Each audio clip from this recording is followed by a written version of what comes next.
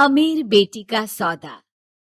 अमीर बाप की बेटी शिल्पी को मुकेश पसंद होता है, लेकिन दोनों के बीच हैसियत की दीवार खड़ी होती है। और फिर कहीं नौकरी कर लो ना, क्या हमेशा ये लोहे की सलाखों के पीछे भागते रहते हो? कितनी मेहनत करते हो। शिल्पी, नौकरी से कुछ नहीं होगा। तुम लोगों की हैसियत तक पहुंचना है तो अपना ही बिजनेस करना पड़ेगा, वरना तुम्हारे पापा किसी और से तुम्हारी शादी करवा देंगे। अच्छा, ऐसे किससे करवा देंगे? मैं तो तुमसे ही शादी करूंगी। बोल दिया तो बोल दिया, बस। मुकेश उस बेचारी को समझाता भी तो क्या। दुनिया के रीति रिवाजों से काफी दूर थी शिल्पी। भले ही बड़े बाप की बेटी, लेकिन सादगी इतनी कि क्या कहना। बेटा शिल्पी, कल तुमको देखने लड़के वाले आने वाले हैं, तैयार रहना। मैंने तुम्हारी माँ को समझा दिया है। घर के सारे नौकर चाकर को वो समझा देगी कि स्वागत कैसे करना है। कैसी बात कर रहे हैं पापा? मैं तो मुकेश से प्यार करती हूँ, उसी से शादी करूंगी। मैंने आपको बताया था ना। मुकेश किसका बेटा है? वो स्टील किंग सिंघानिया का, या वो जो बड़े ज्वेलरी वाले हैं मेहता, उनका? नहीं नहीं पापा, वो अपना ही काम करता है, लेकिन एस्टेब्लिश नहीं है अभी। पापा, वो आपके पास तब आएगा जब कुछ बन जाएगा। आप प्लीज थोड़ा सा वक्त दे दीजिए। पिता को शिल्पी की बात पर गुस्सा आ जाता है। वो उससे कुछ नहीं कहते और शिल्पी की माँ के पास जाते हैं। ये संस्कार देकर बड़ा किया तुमने शिल्पी को, और कैसे मैं किसी भिखारी के साथ उसकी शादी कर दूं? कौन है ये मुकेश? मैं जानती हूँ, बड़ा ही होनहार लड़का है। शिल्पी से बहुत प्यार करता है और शादी करना चाहता है। अरे ऐसे कैसे मैं किसी से भी अपनी बेटी की शादी कर दूं? कोई भी उठकर आए और कहे कि मैं शादी करना चाहता हूं तो मैं शादी कर दूं?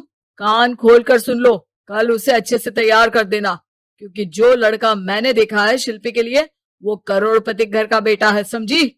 लाख मना करने पर भी शिल्पी को उस लड़के से मिलवाया जाता है जो उसके पिता ने उसके लिए देखा था। देखिए, मैं किसी और से प्यार करती हूँ और उसी से शादी करूंगी।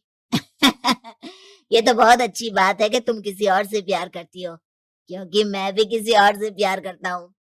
लेकिन शादी तो हम दोनों को ही करनी होगी, जानती हो ना, ये बिजनेस और ये सारा कुछ। शिल्पी को समझ में नहीं आता कि वो क्या कह रहा है, लेकिन वो समझ जाती है कि वो लड़का भी किसी और से प्यार करता है। पिताजी, वो भी कह रहा था कि वो किसी और से प्यार करता है। हाँ तो करने दो ना, हमने तो नहीं रोका। तुम अपना देखो, शादी के लिए हाँ कर गया है वो।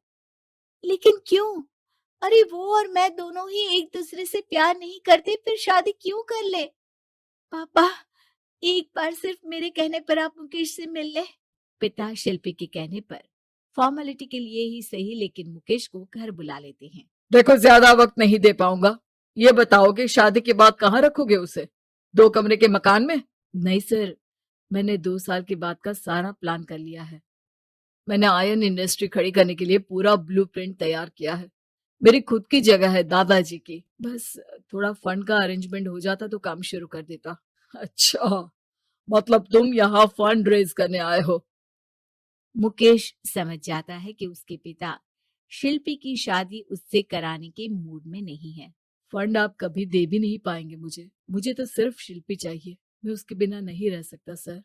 मैं उसे बहुत खुश रखूंगा। वो तो हर पति का धर्म होता है।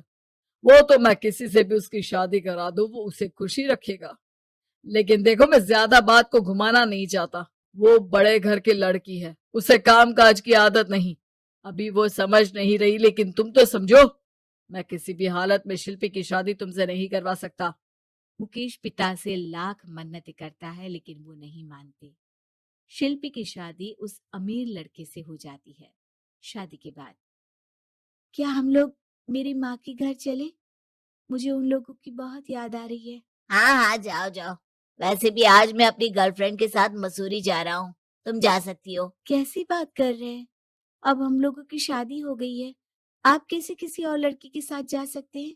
अरे मैंने तो तुम्हें शादी के पहले ही बता दिया था कि मेरी कुछ गर्लफ्रेंड्स है। अब प्लीज ये टिपिकल बीवी वाला रोना धोना शुरू मत कर देना। शिल्पी पिता के घर जाती है और माता पिता को सारी बात बता देती है। इतना गंदा इंसान निकलेगा, मैंने तो सोचा ही नहीं था।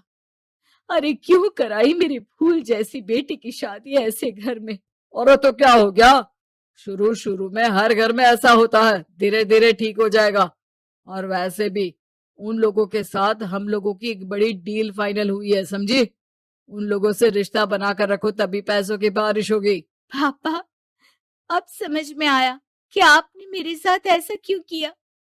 मुकेश आपके सामने गिड़गिड़ा कर गया कि वो मुझे बहुत खुश रखेगा, लेकिन आपने मेरी शादी एक ऐसे लड़के से करा दी जो किसी और लड़की से प्यार करता है और शादी सिर्फ समझौते के लिए कर रहा है। पापा, मैं जा रही हूँ, लेकिन इस घर में कभी पैर भी नहीं रखूंगी। आपने मुझे सामान की तरह इस्तेमाल किया। माँ शिल्पी को बहुत रोकती है, लेकिन वो एक नहीं सुनती। कुछ समय बाद, शिल्पी, मुझे नहीं लग रहा कि अब हम दोनों के बीच ये शादी और रह पाएगी। मैं किसी और से शादी करना चाहता हूँ। वैसे तुम परेशान मत हो ना, तुम्हारे पापा के साथ हम लोगों की डील जो चल रही है ना, वो नहीं रुकेगी, क्योंकि तुम बहुत अच्छी लड़की हो।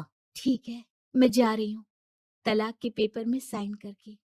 लेकिन एक शर्त है, मैं कहाँ गई ये बात मेरे पिता तक नहीं पहुंचनी चाहिए। शिल्पी घर छोड़कर चली जाती है। वो एक नौकरी करती है और अपना जीवन खुद संभालती है।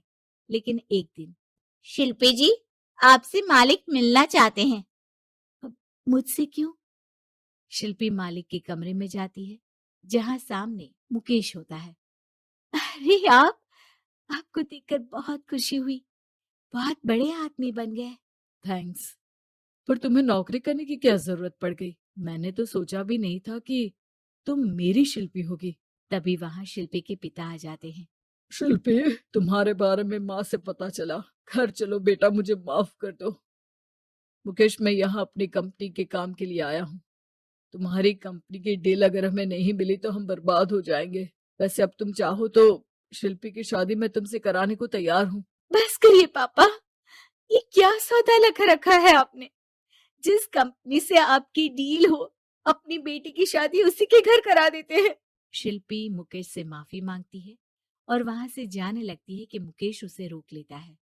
रुको शिल्पी, ये सब कुछ तुम्हारे लिए है। ये कंपनी, ये नाम सिर्फ तुमसे शादी करने के लिए ही खड़ा किया था।